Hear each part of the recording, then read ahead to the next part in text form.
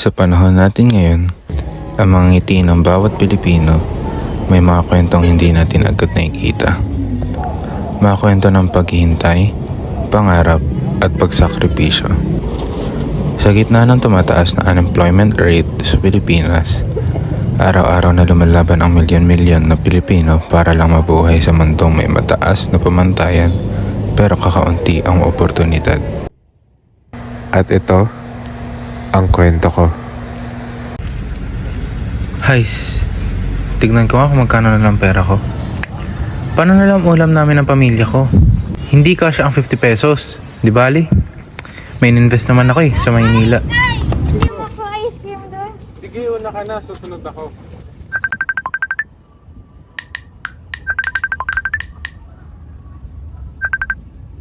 Hello, boss? Kamusta po yung pera in-invest ko sa inyo? Sige po. Sikasuhin ko na po para makapunta ako na Maynila bukas. Salamat po.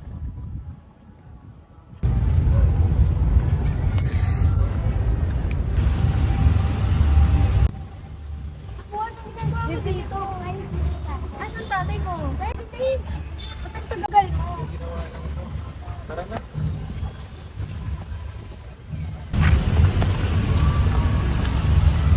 Luluwas na ako ng Maynila. Ha? Bakit ka paluluwas ng Maynila, tay?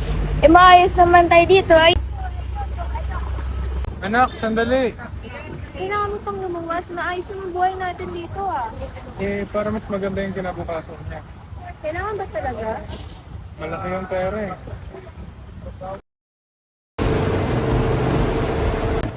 Sigurado mo ba dyan na? Opo, parang hindi ako naman to eh. Sige, mag-iingat ka. Ako na lang bahala sa mga anak mo. Sige, nandiyan na ata yung gas. Mag-iingat ka. Sige po. Ingat ka.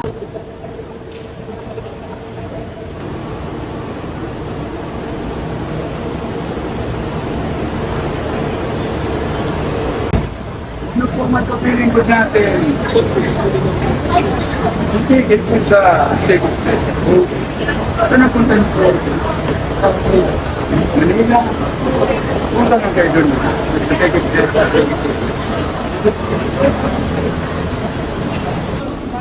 Sana magkasya yung 100 ko. Buti na lang binigyan ako ni nanay ng 50. Hanap muna ako upuan. Ay, ayun!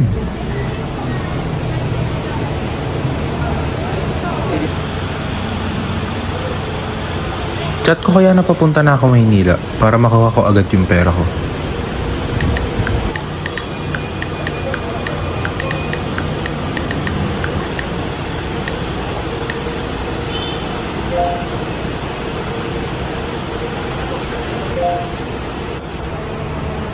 Nandiyan na yung bus. Bilisan ko na at baka di ko pa maabutan yung tinutulungan ako mag-invest.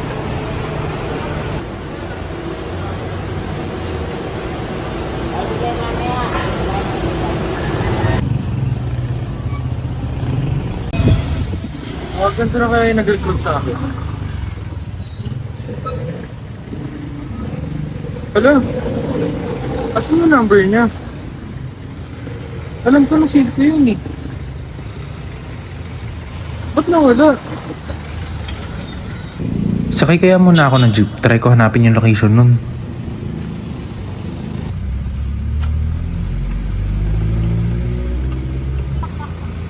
Paano pag na-scam ako? Paano na pamilya ko? Diyos ko, di ko na alam gagawin ko. Paano na lahat ng in-invest ko? Laki pa naman nun. Mawawala lahat.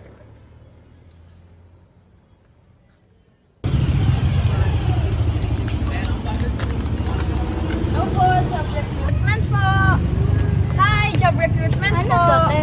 Nag-aaral ako eh.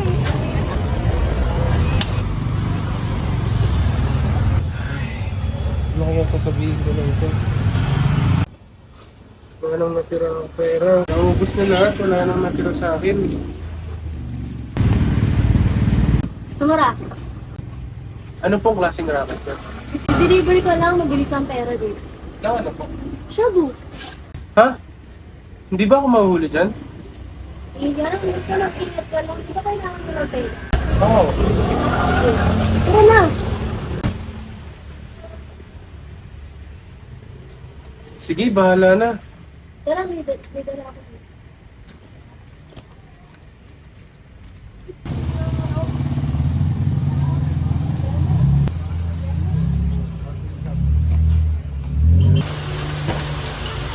Tara, pasok.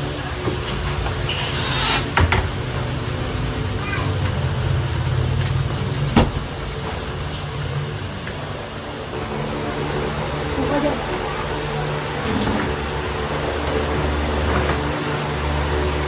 Tulong ka ba nito? Turuan na lang. Ganto mo lang. Ipak mo lang. Dalitan pala. Wala.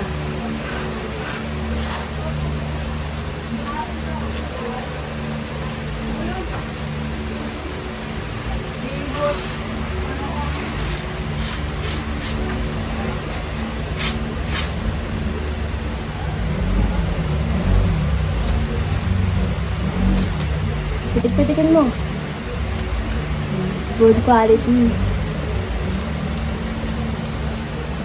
Pasok. Ayun na. Ano na, nililibre natin ito. Tago mo. Ano ba tong pinasukan ko? Baka ano pa mangyari sa akin?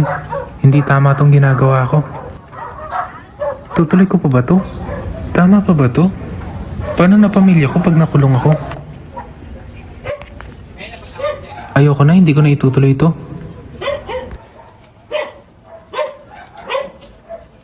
Ano, nadudug? Parang di na tama to. Ano na tama? Kailangan mo ng pera, di ba? Pero hindi sa kantong paraan. Ano sa ganitong paraan? Todo talaga ngayon nangyayari yun. Hindi ako kagaya mo. Balik sa buhay ko.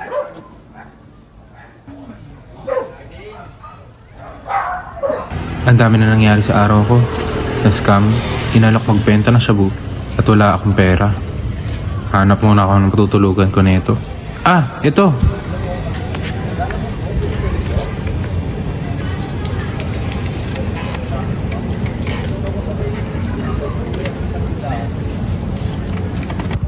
Sana okay na ang lahat bukas. Mag-aalala ng sobra pamilya ko pag nalaman nila na ganito sitwasyon ko. Magpapahinga muna ako. Ay, ano ba itong papel na to?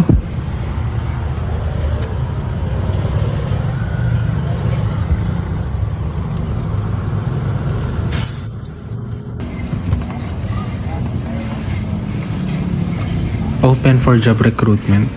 Legit kaya to? Baka niloloko na naman ako o baka blessing na to ni Lord. Nice. Sige, bahala na. Tatry ko muna to.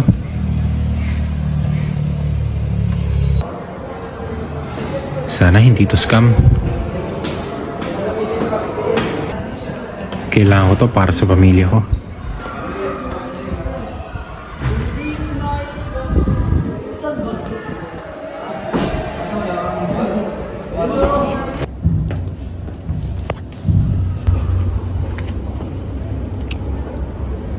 Mr. Castañeda. Ay, opo. So, paano mo nahanap ang organisasyon namin? Anong natutulog po kasi ako sa bangketa na may lumipad na flyer sa mukha ko. So, ano nag-push sa'yo para pumunta sa organisasyon namin? Na nag-invest po kasi ako ng malaking pera sa isang kumpanya para makapunta dito sa Maynila. Na-scam po kasi ako eh. Kailangan, desperado na po ako sa pera, kailangan ko bumalistentohan yung pamilya ko at umuwi ako doon. Kung bibigyan ka namin ng trabaho, anong kaya mong anong ma-offer mo? Kahit ano po, gagawin ko po ng makakaya. Sige, tatawagan ka na lang namin pag may nakahanda na kami trabaho namin. Talaga po? Maraming salamat po, aabangan ko po yan. Salamat po.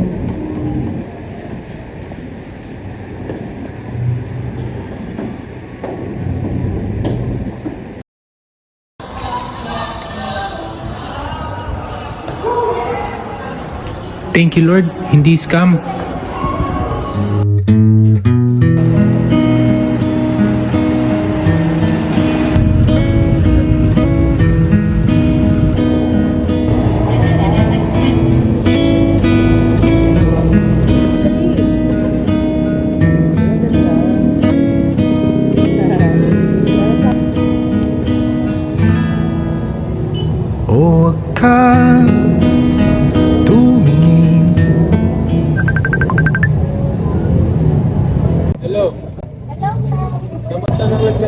Matapos lang ng shift ko. Okay lang kami tayo. Kamusta ng work? Okay lang ba? Oo, okay lang. Miss ka na namin tayo. Kamusta? Miss ko na rin yung ano. Matagal-tagal pa ako makakauwi. Bakit ka dyan? Nag-book na ng tapay sa kasada. Hindi. Nasa labas ako ng apartment ko. Tingnan mo.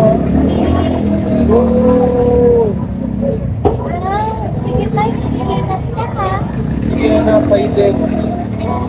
Sige na, magpapahinga na ako. Sige tayo. Bye-bye. Sana tawagan ako ng organization. Aabangan ko tawag nila pero sa ngayon magpapahinga muna ako.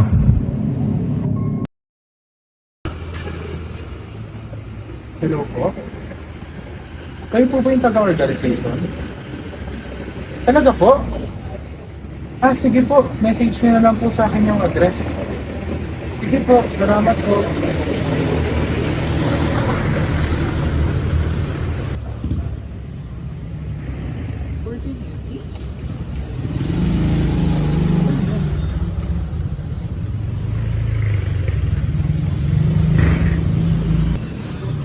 Ayun pala.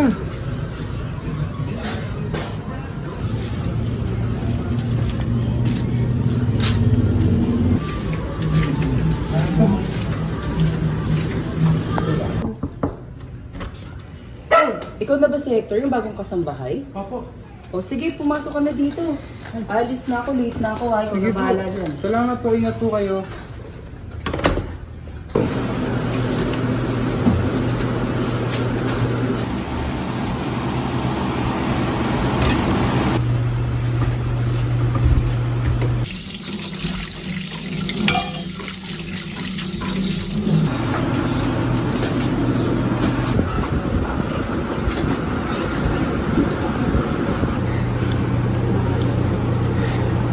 Magkano na kaya tong pera ko?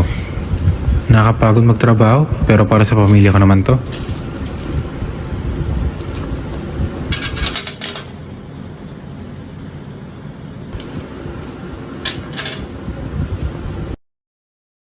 O, ito na yung sahod mo. Salamat po. Hello, Nay. Makauwi na po ako dyan. Nakaipon na po ako ng pera. Opo. Sige po, Nay. Mauna na po ako. Bye-bye po. Sa lahat ng pinagdaanan ko, may pag-asa pa pala.